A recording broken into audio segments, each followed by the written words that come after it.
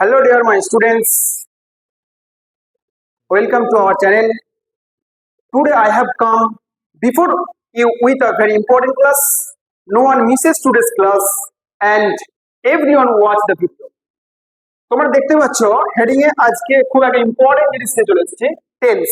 প্রত্যেকের সমস্যা এই টেন্সে। আর এই টেন্সে আমরা প্রত্যেকটা বাক্যের মধ্যে আমরা সমস্যা বোধ করি। কি একটা বাক্য দেখলে আমরা হঠাৎ করে বলতে পারি না এটা কোন টেন্সে আছে। এই সমস্যাটা আজ তোমাদের কি করব, দূর করব। সবাই থাকো ক্লাসে, সবাই দেখো, দেখবে তোমাদের টেন্সের এই সমস্যাগুলো আর হবে না। কিভাবে একটা বাক্য চিনতে পারবো, প্রেজেন্ট, পাস্ট না ফিউচার, কিভাবে বুঝতে পারবো এটা প্রেজেন্ট ইনডিফিনাইট না প্রেজেন্ট কন্টিনিউয়াস না প্রেজেন্ট পারফেক্ট, আজকে তোমরা দেখো। এই ভিডিওটা দেখলে তোমাদের এই জিনিসটা দূর হয়ে যাবে। চলো আমরা জানি টেন্সকে তিন ভাগে ভাগ করা হয়, প্রেজেন্ট, পাস্ট আর ফিউচার। এবার প্রত্যেকটা টেন্সকে আবার চারটি করে ভাগ করা হয়েছে। দেখো লিখে দিয়েছি, প্রেজেন্ট সিম্পল বা সিম্পল প্রেজেন্ট বা present indefinite tense, present continuous, present perfect, present perfect continuous. এই চারটা ভাগে প্রত্যেকটা ভাগে ভাগ করা হয়েছে। যে ফিউচারকেও চারটা ভাগে ভাগ করা হয়েছে, পাস্টকেও চারটা ভাগে ভাগ করা হয়েছে। আমরা দেখবো প্রেজেন্ট টেন্স গুলো কিভাবে চিনবো, তারপর নেক্সট পাস্টে যাবো, তারপরে ফিউচারে। দেখো সিম্পল প্রেজেন্ট টেন্স বা প্রেজেন্ট ইনডিফিনাইট টেন্স কিভাবে একটা বাক্য বুঝবো।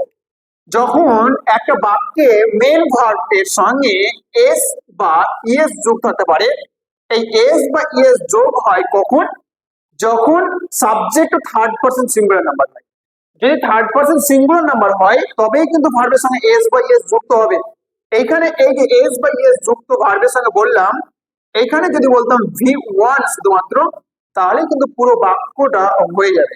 কিন্তু আমি এখানে এস বা ইএস যুক্ত করলাম এই কারণে, কারণ প্রেজেন্ট ইনডিফিনাইটের ক্ষেত্রে শুধুমাত্র কি ভার্বের সঙ্গে এস বা ইএস যুক্ত হয়, আর সেটা হয় থার্ড পারসন সিঙ্গুলার নাম্বারের ক্ষেত্রে। এক্সাম্পল দেখবো, I eat rice.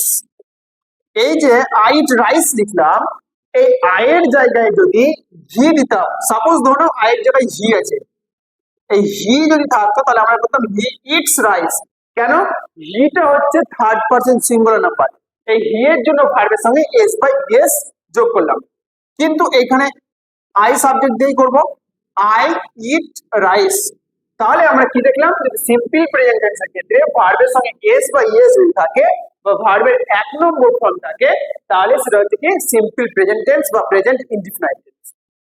Present continuous tense, এই কন্টিনিউয়াস টেন্স যদি ভার্বের সঙ্গে আইএনজি যোগ থাকে, ভালো করে দেখবো, ভার্বের সঙ্গে যদি আইএনজি যোগ থাকে তাহলে সেটা কন্টিনিউয়াস টেন্স। এবার এই কন্টিনিউয়াস টেন্স তো চিনতে পারলাম ভার্বের সঙ্গে আইএনজি যোগ আছে, কিন্তু তার আগে যদি ইজ বা এম বা আর এই তিনটে অক্সিলারি ভার্ব বা হেল্পিং ভার্বের মধ্যে কোনো একটা থাকে, তাহলে আমরা জানবো সেটা প্রেজেন্ট কন্টিনিউয়াস টেন্স।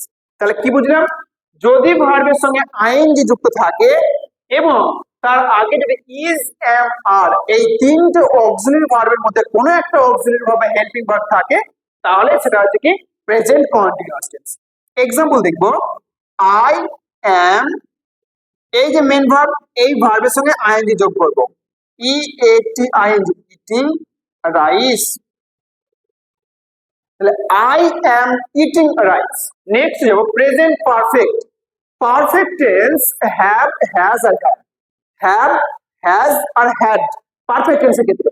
কিন্তু হ্যাডটা কখন বসবে, হ্যাডটা পাস্ট পারফেক্টে। প্রেজেন্ট যখন থাকবে তখন হ্যাভ বা হ্যাজ এই দুটোর মধ্যে একটা থাকবে, হ্যাজ বা হ্যাড, হ্যাজ। এবার আমরা যেমন এখানে ভার্বের এক নম্বর ফর্ম পেয়েছি, এখানে ভার্বের সঙ্গে আইএনজি যোগ পেয়েছি, তার মানে প্রেজেন্ট পারফেক্ট টেন্সের ক্ষেত্রে সব সময় মাথায় রাখবো আমরা ভার্বের 3 নম্বর ফর্ম বসবে বা ভার্বের পাস্ট পার্টিসিপল ফর্ম বসবে, এটা সবসময় মাথায় রাখবো। হ্যাভ বা হ্যাভ থাকলে ভার্বের সঙ্গে যে ভার্বের 3 নম্বর ফর্ম পাস্ট পার্টিসিপল সেই ফর্মটা বসবে। এক্সাম্পল, আই হ্যাভ ইট, এই ইট এর পাস্ট হচ্ছে এট আর পাস্ট পার্টিসিপল হচ্ছে ইটেন, ইটেন রাইস। তাহলে আই হ্যাভ ইটেন রাইস। তাহলে যখন হ্যাভ বা হ্যাজ থাকবে বাক্যে তখন সেই বাক্যটা হচ্ছে কি প্রেজেন্ট পারফেক্ট টেন্স। এইবার দেখো প্রেজেন্ট পারফেক্ট কন্টিনিউয়াস।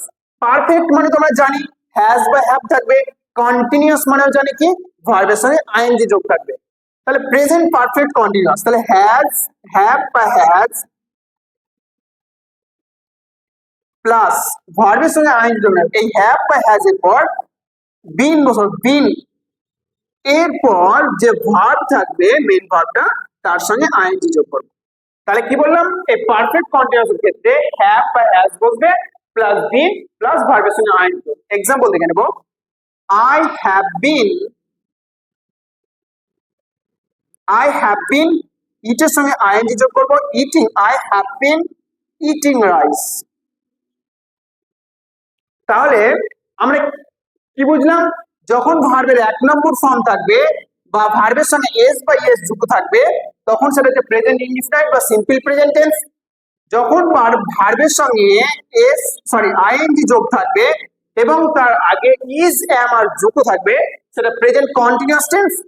যখন বাক্যে হ্যাভ বা হ্যাজ থাকবে এবং ভার্বের থার্ড ফর্ম থাকবে বা পাস্ট পার্টিসিপল ফর্ম থাকবে সেটা হচ্ছে কি present perfect tense. Have, has plus been plus ভার্বের সঙ্গে আইএনজি যোগ যখন থাকবে তখন সেটা হচ্ছে present perfect continuous tense. Next ভিডিওতে আমরা পাস্ট নিয়ে আলোচনা করব। অবশ্যই সবাই ভিডিওটা দেখো এবং সাবস্ক্রাইব করে রেখো পরের ভিডিওটা দেখার জন্য। Thank you.